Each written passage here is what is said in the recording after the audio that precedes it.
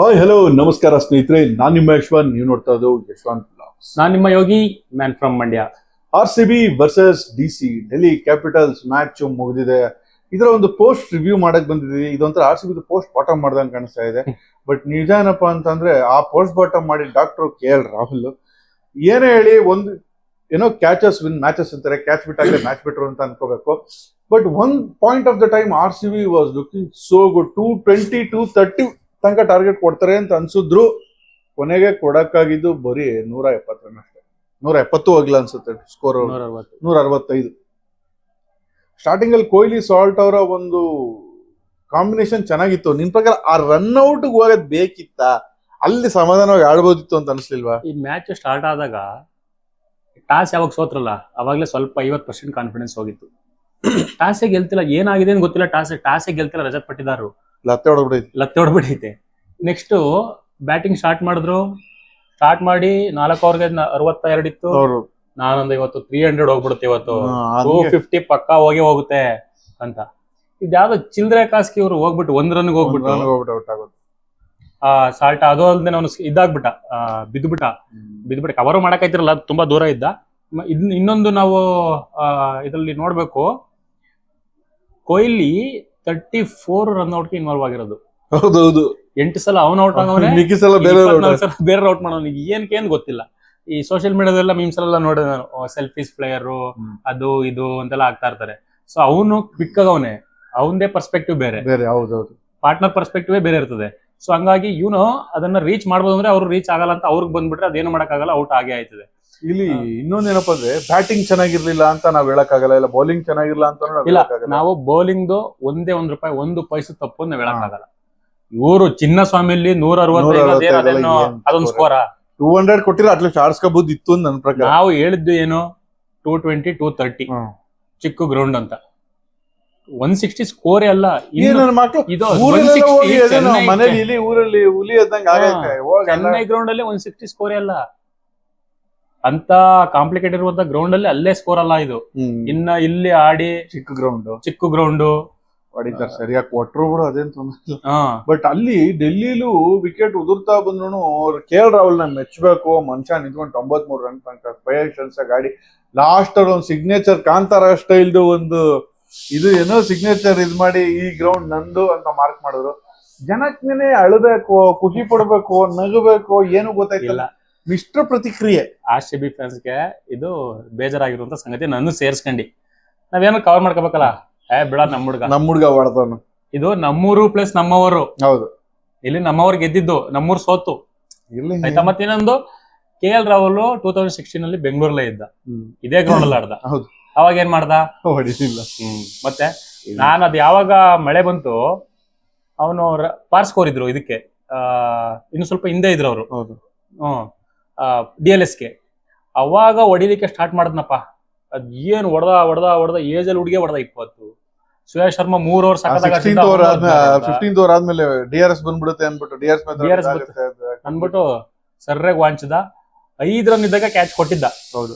ರಜತ್ ಪಟ್ಟಿದಾರ್. RCBಗೆ ಇದೊಂದು ಪಾಠ. ಈಗ್ಲೇ ಅವರು ಎಚ್ಚೆತ್ಕೋಬೇಕು. 2 ಮ್ಯಾಚ್ ಹೋಗ್ತಾರೆ. ಈ ಡಮ್ಮಿ ಅವ್ರ ಮೇಲೆ ಗೆಲ್ಲದಲ್ಲ, ಇಂಥವ್ರ ಮೇಲೆ ಹೊಡೆದ್ ಗೆಲ್ಬೇಕು. ಅದು ಹೋಮ್ ಗ್ರೌಂಡ್ ಅಲ್ಲಿ. ಮುಂದಿನ ಮ್ಯಾಚ್ ಇರೋದು ಪಂಜಾಬ್ ಮೇಲೆ. 5% ನಮ್ಮವ್ರೇ ಫ್ಯಾನ್ಸ್ ಇದ್ರು. ಇಲ್ಲಿ ಗೆದ್ದಿಲ್ಲ ಅಂತಂದ್ರೆ ಇವರು ಇನ್ನೆಲ್ಲಿ ಗೆಲ್ತಾರೆ? ಏನ್ ಸಮಸ್ಯೆ ಆಗ್ತಾ ಇದೆ ಇಲ್ಲಿ? ಹುಡುಗಿರ್ದು WPL ಅಲ್ಲಿ ಅದೇ ಆಯ್ತು. ಅವೆಲ್ಲ ಗೆದ್ರು, ಹೋಮ್ ಪಿಚ್ ಅಲ್ಲಿ ಸೋತ್ರು. ಇವ್ರದ್ದು ಇದೇ ಕಂಟಿನ್ಯೂ ಆಗುತ್ತಾ? ಇವ್ರು ಇನ್ನೊಂದ್ ಮಕ್ಳು ಹಿಂಗೆ ಮಾಡ್ತಾರ ಅನ್ನೋದೇ ಭಯ ಈಗ. ನನ್ನ ಪ್ರಕಾರ RCB ಅವರು ದೇವದತ್ ಪಡಿಕಲ್ನ, ಲಿಯಮ್ ಲಿವಿಂಗ್ಸ್ಟನ್ ನ ಕೂರಿಸ್ಬಿಟ್ಟು ಅವ್ರ ಬದ್ಲಿಗೆ ಅವನು ಸ್ವಸ್ತಿಕ್ ಚಿಕಾರ ಮತ್ತೆ ಇವನು ಅವನ ಹೆಸರಪ್ಪ ಜೇಕಬ್ ಬೆಥೆಲ್ ಅವ್ರಿಬ್ರನ್ನ ತಗೊಂಡ್ರೆ ಒಳ್ಳೇದು. ಜೇಕಬ್ ಬೆಥೆಲ್ ಬೌಲಿಂಗ್ ಆಪ್ಷನ್ ಇಲ್ಲ ಅನ್ಸುತ್ತೆ. ಇಲ್ಲ, ಅವನು ಸ್ಪಿನ್ನರ್ ಆಕ್ಚುಲಿ. ಹಂಗಿರ ಆರಾಮಾಗಿ ಆಡಿಸ್ಬೋದಪ್ಪ. ನಾವ್ ಇದನ್ನೇ ಹೇಳಿದ್ದು, ನಾವು ಪ್ರೀ ಮ್ಯಾಚ್ ಅನಾಲಿಸಿಸ್ ಅಲ್ಲಿ ನಾವು ಇದನ್ನೇ ಹೇಳಿದ್ದು. ಒನ್ ಡೌನ್ ಜೇಕಬ್ ಬೆಥೆಲ್ ಆಡ್ತಾನೆ, ಇವನು ಸ್ವಸ್ತಿಕ್ ಚಿಕಾರ ಬಂದು ಇವನೆಲ್ಲ ಲಿಯಮ್ ಲಿವಿಂಗ್ಸ್ಟನ್ ಆರಾಮಾಗಿ ಆಗುತ್ತೆ. ಅವಾಗ ಇನ್ನೂ ಟೀಮು ಬ್ಯಾಲೆನ್ಸ್ ಆಗುತ್ತೆ. ಅದೊಂದು ಮಾಡ್ಬೋದು ಇವ್ರು ನೆಕ್ಸ್ಟ್ RR ಮ್ಯಾಚ್ಗೆ. RR ಇದಕ್ಕೆ ಪಂಜಾಬಿಗೆ ಅದೊಂದು ಚೇಂಜಸ್ ಮಾಡಬಹುದು. ಇವ್ರು ಮಾಡಿದ್ರೆ ಒಳ್ಳೇದು, ಮಾಡಿದ್ರೆ ಕಷ್ಟ ಆಗುತ್ತೆ. ಬೌಲಿಂಗ್ ಡಿಪಾರ್ಟ್ಮೆಂಟ್ ಅಲ್ಲಿ ಏನ್ ಅಂತ ಫಾಲ್ಟ್ಸ್ ಇಲ್ಲ. ಬಟ್ ಬೌಲಿಂಗ್ ಡಿಪಾರ್ಟ್ಮೆಂಟ್ ಅಲ್ಲಿ ನಮ್ದು 3 ಜನ ಫಾಸ್ಟರ್ ಇದಾರೆ, ಅವರೆಲ್ಲ ಚೆನ್ನಾಗಿ ಆಗ್ತಾರೆ. ಸುರೇಶ್ ಶರ್ಮಾ ಇನ್ನೊಂದು ಇದ್ರಲ್ಲಿ ನಮ್ದು ಸ್ವಲ್ಪ ಮಿಸ್ ಹೊಡಿತಾ ಇರೋದು. ಕೃಣಾಲ್ ಪಾಂಡೆ ಆಡ್ಸಿಬಿಡ್ತಾನೆ, ಆಡ್ಸಿಲ್ಲ ಅಂದ್ರೆ ಹೋಯ್ತು. ಸೊ ನನ್ನ ಪ್ರಕಾರ ನಿನ್ನೆಯ ಮ್ಯಾಚಿನ ಒಂದು ಕನ್ಕ್ಲೂಷನ್ ಏನಂದ್ರೆ RCB should learn from this mistake and ಅವರು ಸರಿ ಮಾಡ್ಕೋಬೇಕಿಲ್ಲಿ. ಹಾಗೆ ಇನ್ನೊಂದು ಹೊಸ ಸುದ್ದಿ ಖಬರ್ ಏನಪ್ಪಾ ಅಂತಂದ್ರೆ, ಒಂದು IPL ಚೆನ್ನೈ ಟೀಮ್ಗೆ ಈಗ ಮತ್ತೆ ಕ್ಯಾಪ್ಟನ್ ಆಗಿ ಬಂದ್ರೆ ಧೋನಿ. ಋತುರಾಜ್ ಗಾಯಕ್ವಾಡ್ ಅವ್ರಿಗೆ ಕೈ ಮುರಿದೋಗಿದೆ, ಮೊನ್ನೆ ಎಲ್ಬೋ ಗೇಟ್ ಆಗಿತ್ತು, ಕ್ರ್ಯಾಕ್ ಆಗಿದೆ ಅಂತ ಹೇಳಿದ್ರೆ ಕ್ರ್ಯಾಕ್ ಆಗಿದ್ಯೋ ಮಾಡಿದಾರ ಗೊತ್ತಿಲ್ಲ, ಬಟ್ ಮಾಡಿ ಅದ್ ಯಾವ್ದೋ ಒಂದು ಟ್ರಾಲ್ ನೋಡ್ತಿದ್ದೆ ಅವ್ನ ಕೈ ಗುದ್ ಕಳ್ಸೋತರ. ಇರ್ಲಿ, ಗುಡ್ ಕ್ಯಾಪ್ಟನ್ಶಿಪ್ ಮತ್ತೆ ನೋಡಕ್ ಸಿಗುತ್ತೆ ಅಂತ ಅನ್ಕೊಂಡಿನಿ. 5 ಮ್ಯಾಚ್ ನಾನು ಇನ್ನೊಂದು ಗಮನಿಸಿದ್ದೇನಂದ್ರೆ, ಚೆನ್ನೈ ಫ್ಯಾನ್ಸ್ ಗಳು ಗುರು ಈ 5 ಮ್ಯಾಚ್ ಸೋತಿರೋದಕ್ಕೆ ಏನ್ ಬೈಕೋತಾರ ಗುರು ಚೆನ್ನೈ ಅವ್ರಿಗೆ, ಅವ್ರ ಫ್ಯಾನ್ಸ್ ಗಳೇ. ಸೀಸನ್ ಸೋತಿದ್ವಿ, ಕೂಲ್. ಈಗ ನೆನ್ನೆ ಸೋತಾರ RCB ಫ್ಯಾನ್, ಕೂಲ್ ಇರ್ಲಿ, ಐತೆ. ಇನ್ನು ಈಗ ನಮ್ಮ ಮೈಂಡ್ ಸೆಟ್ ಅವ್ರ ಮೈಂಡ್ ಸೆಟ್ ಬಹಳ ವ್ಯತ್ಯಾಸ ಐತೆ. ಎಲ್ಲ ಗೆಲ್ಬೇಕು ಅಂತ ಎಕ್ಸ್ಪೆಕ್ಟ್ ಮಾಡಬಾರ್ದು. ನಾವು ಇದನ್ನ ಏನೋ ಒಂದು ಇದಕ್ಕೆ ನೋಡೋದು ಎಂಟರ್ಟೈನ್ಮೆಂಟ್ ಆ ತರ ಒಂದು ನೋಡ್ತೀವಿ, ಅವ್ರು ಫುಲ್ ಪರ್ಸನಲ್ ತಗೊಂಡ್ಬಿಡ್ತಾರೆ ಇದನ್ನ, ಪರ್ಸನಲ್ ಆಗಿ ಪರ್ಸನಲ್ ಆಗಿ ತಗೊಂಡ್ಬಿಡ್ತಾರೆ. ಇನ್ನೊಂದೇನಂದ್ರೆ DC ಮೊದಲ 4 ಪಂದ್ಯ ಕಂಟಿನ್ಯೂಸ್ ಆಗಿ ಗೆದ್ದಿರೋದು ಇದೇ ಮೊದಲು ಅವ್ರ ಟೀಮ್ ಬ್ಯಾಲೆನ್ಸ್ ಆಗೈತೆ ನೋಡು.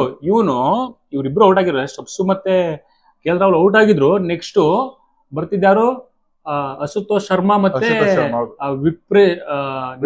ವಿಪ್ರಾಜ್ ನಿಗಮ್ ಅವ್ರಿಬ್ರು ಬರ್ತಿದ್ರು. ಸೊ ಅವ್ರದ್ದು ಚೆನ್ನಾಗಿದೆ, ಅವ್ರದ್ದು ಒಳ್ಳೆ ನೋಡಿ. ಸ್ಟಾಕ್ ಗೆ 30 ರನ್ ನೋಡಿದ ಸಾಲ್ಟ್ ಎಲ್ಲ ಎಂತ ಮ್ಯಾಚ್ ಗೊತ್ತಾ ನಿನ್ನೆ. ಇವರೇ ಕೈ ಚೆಲ್ಲಿದ್ದು, ಇವರೇ ಕೈ ಚೆಲ್ಲಿದ್ದು ಎಲ್ಲ. ನಾವು ನೋಡಿದ್ರ ಮಟ್ಟಿಗೆ ಬಾಲ್ ನಿಂತು ಬರ್ತಾ ಇತ್ತು, ಬಾಲ್ ನಿಂತು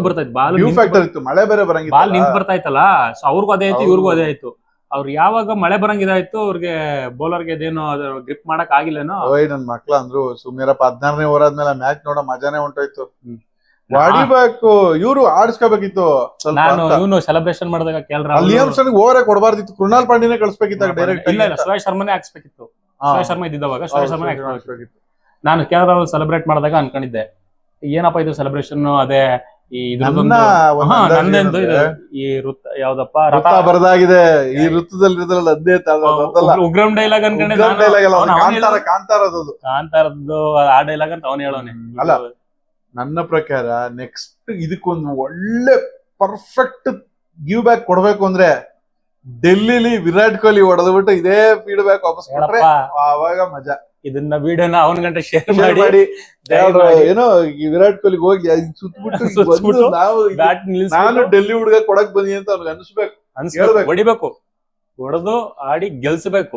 ಪಕ್ಕ ಗೆಲ್ತಾರೆ ಅಂತ ಹೇಳ್ತಾ ಈ ಒಂದು ಅನಾಲಿಸಿಸ್ ನ ಕೊನೆ ಹಂತಕ್ಕೆ ತರ್ತಾ ಇದೀವಿ. ನನ್ನ ಪ್ರಕಾರ ಗೆಲ್ಬಹುದಾಗಿದ್ದಂತ ಮ್ಯಾಚ್ ಅಂತೂ ಖಂಡಿತ ಅಲ್ಲ. ಫಸ್ಟ್ ಹಾಫ್ ಆದ್ಮೇಲೆ ಗೊತ್ತಾಗಿಲ್ಲ ಎಷ್ಟು ಓವರ್ ಮಿಕ್ಸಿ ಹೊಡಿತಾರೆ ಅನ್ನೋದು. ಏನೋ ಯಾರು ಹೇಳ್ತೀವಿ, ಲಾಸ್ಟ್ ಟೈಮ್ ಯಾವ ಹೇಳಿದ್ನೋ ಅದ್ದಕ್ಕಿ ಕುಕ್ಕಿತ್ತಲ್ವ ಅದು. ಈ ಸರಿ ನಮ್ಮವರೇ ನಮಗೆ ಮುಳ್ಳಾದರೆ ಅಂತ ಅನ್ಕೊಂಡು ನಮ್ಮವರೇ ಹೋಗ್ಬೇಕಷ್ಟೇ, ಹಾಕ್ಬಿಟ್ರಿ. ಏನು ಮಾಡಕ್ಕಾಗಲ್ಲ.